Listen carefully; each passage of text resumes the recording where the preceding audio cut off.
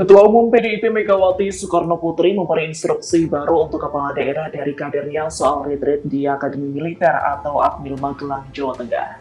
Berikut 5 instruksi terbaru Megawati soal retreat kepala daerah PDIP. Pertama, kepala daerah yang belum mengikuti retreat diminta kembali ke daerah masing-masing untuk menjalankan tugasnya. Kedua, kepala daerah yang belum mengikuti retreat boleh mengikuti acara tersebut pada gelombang kedua.